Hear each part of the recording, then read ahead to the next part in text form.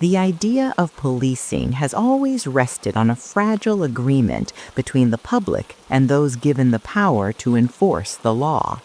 A badge is not supposed to represent dominance, but responsibility. A uniform is meant to signal restraint, not fear. Yet history shows that when oversight weakens and internal loyalty outweighs accountability, misconduct can quietly become routine. Most people never see this transformation happen. It unfolds in briefing rooms, internal memos, and whispered warnings passed between officers about which complaints will never go anywhere. In many departments, the early signs are subtle. An officer uses force a little too quickly, but supervisors justify it as stress. A search skirts legal boundaries, but the arrest produces results, so no one questions it. Paperwork is adjusted, language softened, details omitted. Over time, this behavior stops feeling like an exception and starts feeling like policy, even if it is never written down. Younger officers learn quickly what is tolerated, what is rewarded, and what is ignored. Silence becomes a survival skill. Communities often sense something is wrong long before proof emerges. Certain neighborhoods experience repeated aggressive stops, unexplained injuries, or arrests that never seem to hold up in court. Complaints are filed, but responses feel scripted. Victims are told investigations are ongoing, that evidence is insufficient, that officers acted within guidelines. Trust erodes slowly, replaced by resignation. People stop calling the police unless absolutely necessary, convinced that speaking up will only make things worse. For decades, many misconduct cases followed this pattern and disappeared, but a small number refused to fade. These were the cases where chance, technology, or persistence disrupted the usual process. A forgotten camera captured what reports denied. A whistleblower broke ranks. A journalist noticed inconsistencies no one else bothered to explain.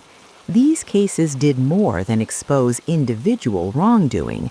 They forced entire departments to confront systems designed to protect themselves rather than the public. One such case began on an ordinary evening during what should have been a routine interaction. A patrol unit responded to a minor disturbance call, nothing that suggested danger or urgency.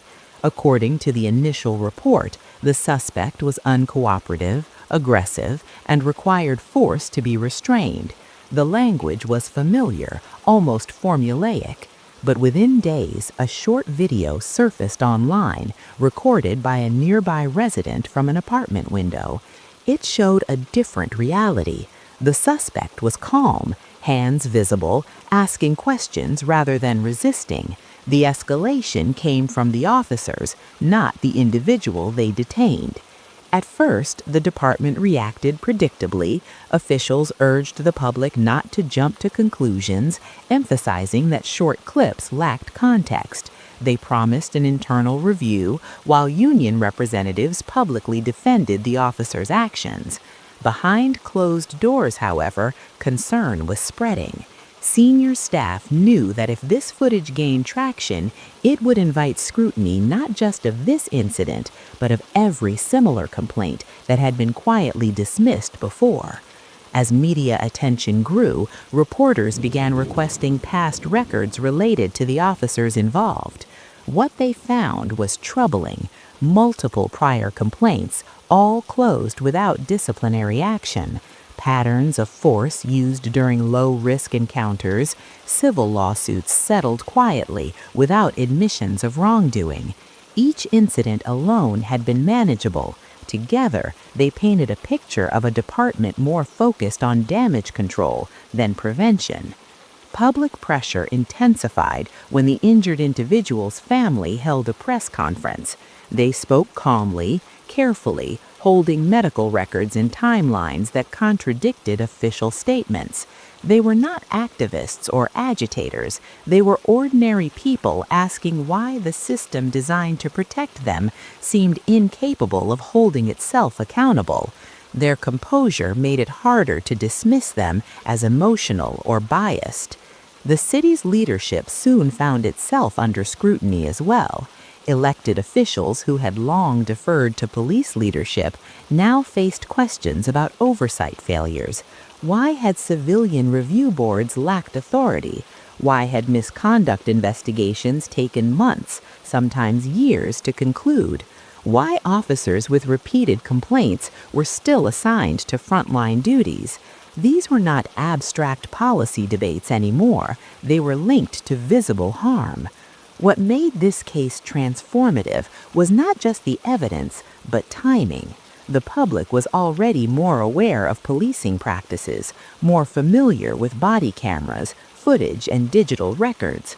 Social media accelerated attention in ways departments could no longer control. Within weeks, the internal review was no longer sufficient. An independent investigation was announced, marking a rare moment when a department acknowledged that it could not objectively police itself. Officers within the department reacted in different ways. Some felt betrayed, worried that public criticism undermined morale and endangered their work. Others felt relief. For years, they had watched colleagues cross lines without consequence, knowing that speaking out could end their careers. The investigation offered a chance, however uncertain, for change.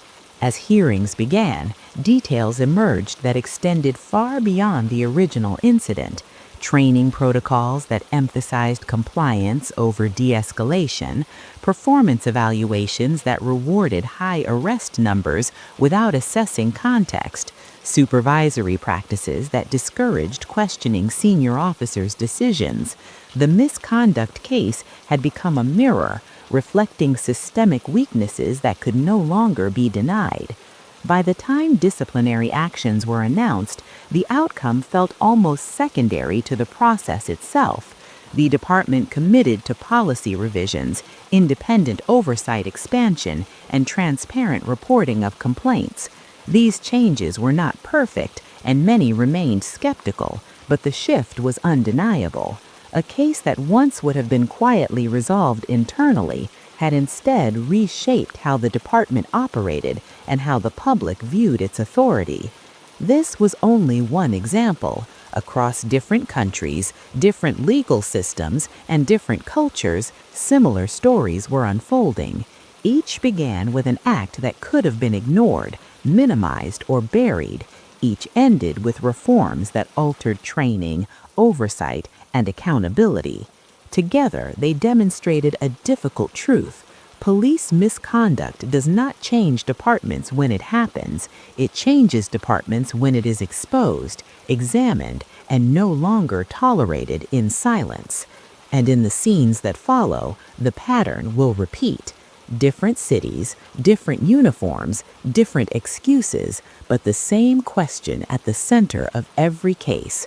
What happens when those empowered to enforce the law believe the law no longer applies to them? The second case did not begin with violence witnessed by a crowd or outrage sparked by a protest. It began with silence, a silence that followed a brief, grainy video uploaded late at night by a teenager who did not expect anyone to notice it. The clip showed a narrow hallway inside a police station, the kind of space never meant for public view. In the corner of the frame, partially obscured by a doorway, a handcuffed man could be seen seated on a bench. Two officers stood nearby. There was no sound, no dramatic movement, just a sense of tension that lingered longer than it should have. For nearly 24 hours, the video attracted little attention. It was shared quietly among local users, then picked up by a community activist page that specialized in archiving police encounters. What changed everything was the release of a second video, recorded moments later from a different angle. This time, the footage showed one officer striking the detainee while the other turned away. The man fell forward, still restrained. The officer adjusted his uniform and walked out of frame. The clip ended without explanation. The department responded quickly, issuing a statement that acknowledged the incident but framed it as a necessary use of force against a non-compliant detainee. According to the official account, the individual had attempted to assault an officer and was subdued accordingly. The statement emphasized that the internal review process was already underway and urged the public to wait for verified facts. It was a familiar strategy, one designed to slow momentum and regain narrative control. But the problem this time was evidence. The station hallway was equipped with multiple cameras installed years earlier after previous allegations of misconduct. When journalists requested the full footage, the department initially declined, citing an ongoing investigation. That refusal only intensified scrutiny. Within days, a court order compelled the release of all recordings from the station during the relevant time period. What emerged contradicted the official narrative completely. The detainee had not resisted, he had not spoken aggressively, he had sat quietly for nearly 30 minutes before the strike occurred. The officer who delivered the blow had been pacing, visibly agitated, while supervisors passed through the hallway without intervening. The act was not spontaneous, it was a decision made in plain view of colleagues and cameras. As the footage circulated nationally, attention shifted from the individual officer to the environment that allowed the assault to happen. Why had no one stepped in? Why had supervisors ignored obvious misconduct? Why had the department felt comfortable issuing a misleading statement so quickly? The questions were no longer about a single incident, they were about institutional behavior. Internal documents leaked shortly afterward revealed an even deeper problem. The officer involved had been the subject of multiple internal complaints, including one nearly identical incident 2 years earlier. In that case, video footage had been missing and the complaint was dismissed due to insufficient evidence. The officer received no discipline and continued working in detainee processing areas where interactions were rarely observed by the public. Public hearings soon followed. Community members packed council chambers, many holding printed screenshots from the videos. They spoke calmly but firmly, asking why accountability only appeared after exposure, never before. Former officers testified anonymously, describing a culture where speaking out was considered betrayal. One former supervisor admitted under oath that discouraging formal complaints was an unspoken expectation meant to protect departmental reputation. The psychological impact on the department was immediate. Officers who had long relied on internal solidarity found themselves questioned by friends, neighbors, and even family members. Trust, once assumed, now required explanation. Younger officers began distancing themselves from older colleagues known for aggressive behavior. The division was subtle but undeniable. Union leaders attempted to frame the controversy as an attack on policing itself, warning that excessive scrutiny would lead to hesitation in critical moments. But their arguments rang hollow against the clarity of the footage. There was no ambiguity, no split-second judgment call to defend. It was misconduct, captured plainly, and repeated patterns made it impossible to dismiss as an anomaly. The investigation expanded beyond the initial incident. Prosecutors reviewed dozens of past cases involving the same officers and supervisors. Several convictions were questioned. Some were overturned. Lawsuits followed, costing the city millions and forcing a reckoning with the financial consequences of unchecked behavior.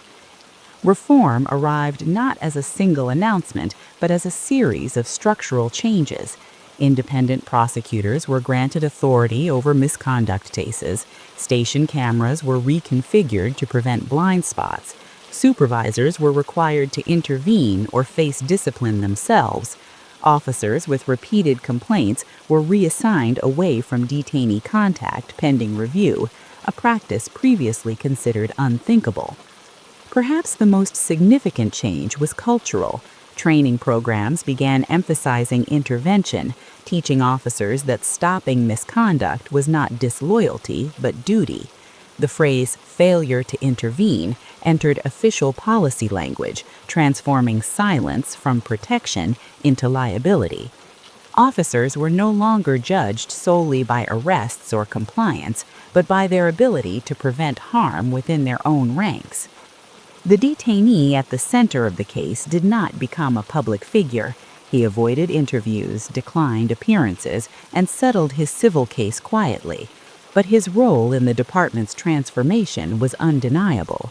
Without his presence in that hallway, without the cameras, without the unwillingness of the footage to disappear, the system would have continued unchanged. This case demonstrated something departments had long resisted admitting. Transparency does not weaken policing. It exposes weaknesses that, if ignored, eventually destroy public confidence entirely. The video did not create misconduct. It revealed it, and once revealed, it forced a department to confront realities it had spent years avoiding. As reforms took hold, other cities took notice. Policies adopted in response to this case were studied, replicated, and debated nationwide.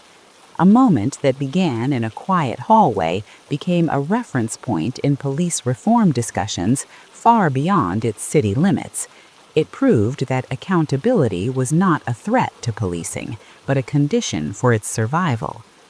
And yet, even as this department changed, others continued operating as they always had, confident that their own systems would hold.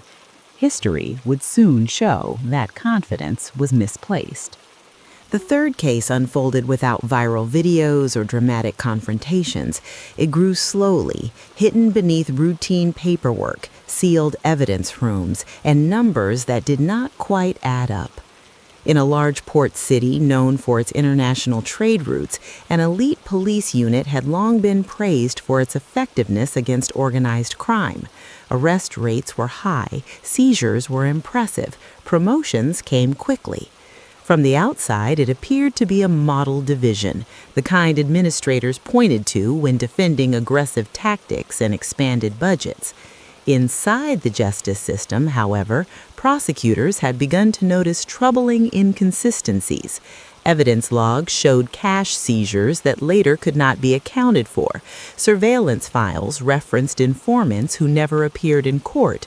Cases built on strong initial arrests collapsed quietly months later, often dismissed without explanation. Each failure was excused as procedural error or uncooperative witnesses, but the pattern was becoming impossible to ignore. The first formal concern came from a junior prosecutor who refused to file charges in yet another narcotics case tied to the same unit. She requested a full audit of the evidence handling process, citing missing documentation and contradictory timelines. Her request was denied. Supervisors advised her not to question the work of experienced officers. Within weeks, she was reassigned to a different division. What changed the course of the investigation was a routine traffic stop, unrelated to the unit itself.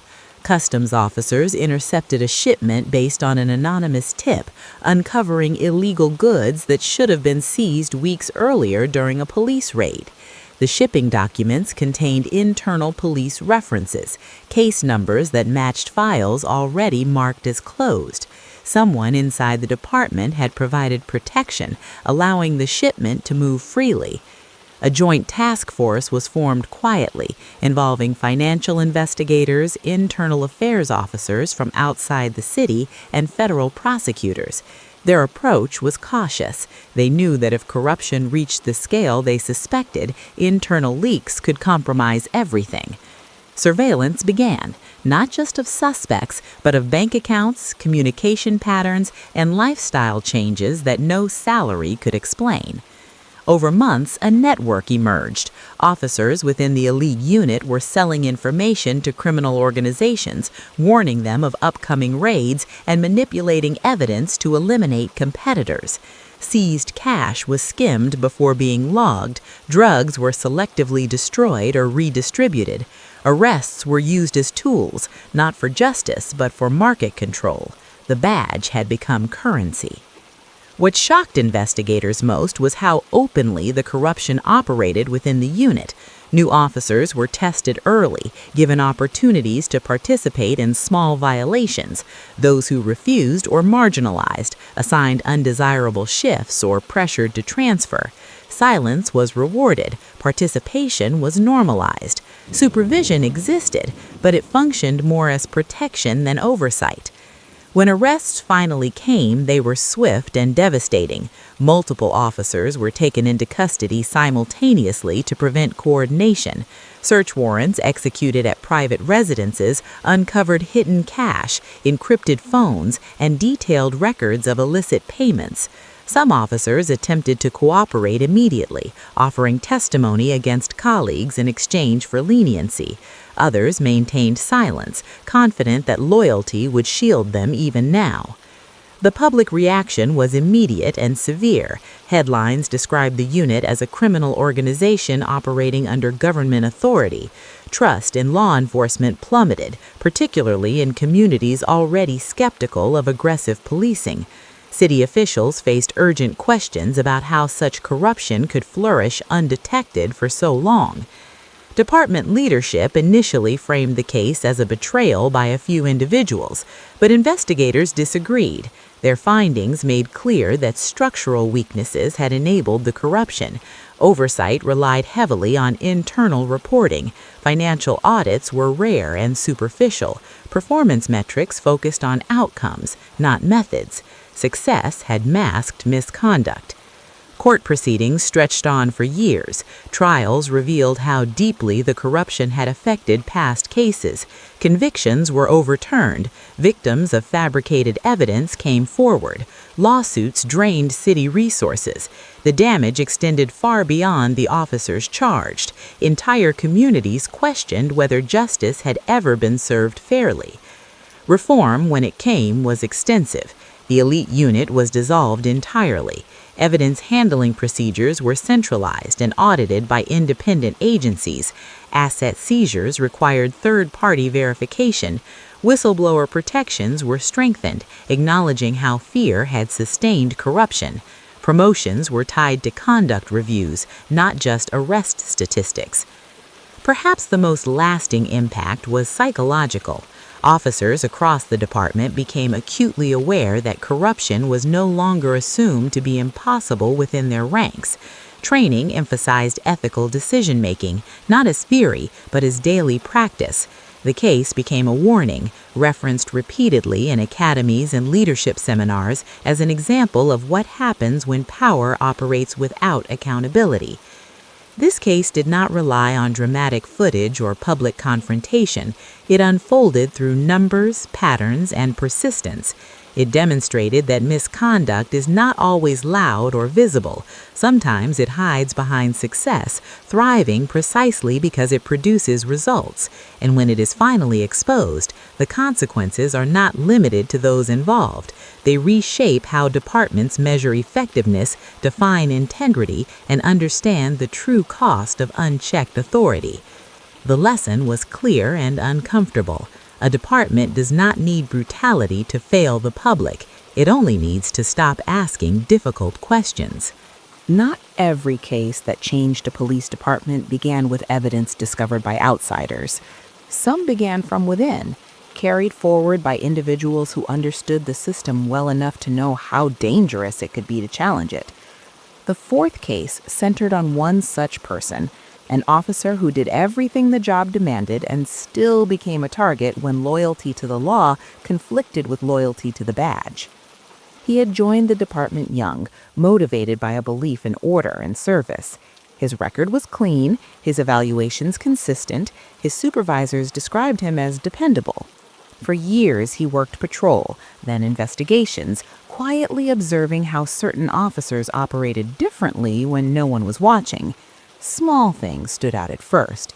Evidence logged late, reports rewritten after the fact, arrest narratives that changed subtly between drafts. None of it seemed serious enough on its own to challenge openly. The pattern became clearer during a high-profile robbery investigation. Surveillance footage showed a suspect leaving a crime scene at a specific time, yet the official timeline placed the arrest earlier. When the officer questioned the discrepancy, he was told the footage was unreliable. Later, he discovered that the timestamp had been manually adjusted to justify the arrest. When he raised the issue again, the response was not explanation, but warning. He was advised to focus on his own work and stop creating problems. From that point on, scrutiny followed him everywhere. His reports were reviewed aggressively, minor procedural errors were documented, he was reassigned repeatedly, each move framed as routine but clearly punitive. Colleagues stopped speaking freely around him. Informal conversations ended when he entered the room. The message was unmistakable. Compliance ensured comfort, questions invited isolation. What ultimately pushed him forward was a case involving a teenager wrongly accused of assault. The evidence against the suspect was thin, yet pressure to secure an arrest was intense. Supervisors emphasized public concern and departmental image. When the officer refused to support the charge without corroboration, he was removed from the case. Another officer stepped in and the arrest proceeded. The teenager spent weeks in custody before charges were quietly dropped. Unable to ignore what he had seen, the officer began documenting irregularities privately. He saved copies of reports, noted changes, and tracked decisions that contradicted policy.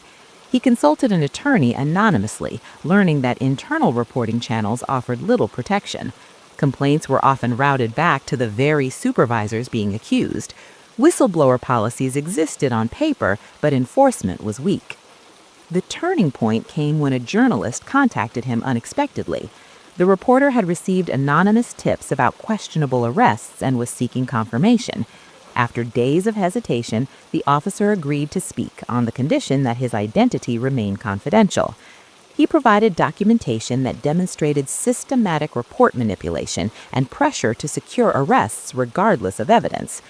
The story, when published, was careful and restrained. It did not accuse individuals directly. It focused on processes, incentives, and documented inconsistencies. Still, the impact was immediate. Department leadership denied the claims, insisting that internal controls were sufficient. An internal review was announced, led by supervisors named in the article. Behind the scenes, retaliation intensified. The officer was placed on administrative leave for alleged performance issues. His service weapon was confiscated. His access to departmental systems was revoked. Official statements framed the actions as precautionary, but the intent was clear: silence him, discredit him, and isolate him from potential allies. What leadership did not anticipate was how much evidence the officer had preserved. When his identity was eventually revealed through legal filings, public reaction shifted. The narrative changed from a disgruntled employee to a professional risking his career to expose misconduct. Civil rights organizations demanded independent investigation. Prosecutors requested access to his records. An external review confirmed his claims. Investigators found patterns of coerced arrests, altered reports, and supervisory pressure inconsistent with departmental policy. The internal review process was criticized for lacking independence and transparency. The department's credibility suffered significantly, not just because misconduct had occurred, but because of how aggressively it had attempted to suppress exposure. The fallout was extensive. Supervisors were disciplined or removed. Case review committees were established to reassess convictions linked to questionable practices. Whistleblower protections were rewritten, providing direct reporting lines to independent oversight bodies. Retaliation policies were strengthened, acknowledging that misconduct thrives when reporting carries personal risk. For the officer, the outcome was mixed. He was reinstated after months of legal proceedings, but his career trajectory was permanently altered. Trust within the department was fractured, transfers became difficult, promotions unlikely. The personal cost of telling the truth was undeniable. Yet his case became a defining moment. Training programs incorporated his experience as a cautionary example. Recruits were taught not only how to enforce the law, but how to challenge improper orders. The concept of ethical courage, once abstract, was grounded in reality. This case forced a department to confront a truth often ignored. Misconduct is sustained not only by those who commit it, but by systems that punish those who expose it. Reform cannot succeed without protecting internal accountability. Transparency must be more than a public promise, it must be a lived practice. As other departments studied the case, the lesson spread. Change does not always come from the outside. Sometimes it comes from individuals willing to endure isolation to preserve integrity. Their stories are rarely comfortable, but without them, misconduct remains hidden, protected by silence. The final scene would show how these cases, taken together, reshaped policing beyond individual departments, forcing a broader reckoning with power, trust, and accountability. By the time the final cases reached public consciousness, it became clear that these incidents were no longer isolated warnings. Together, they formed a pattern that departments across the world could no longer dismiss as coincidence or bad luck. Misconduct had not simply occurred within policing, it had been absorbed, normalized, and in some places quietly defended. What changed everything was not outrage alone, but consequence. Cities began to realize that ignoring misconduct carried a cost greater than reform ever would. In the years that followed these cases, police departments entered an unfamiliar phase, one marked by scrutiny rather than deference.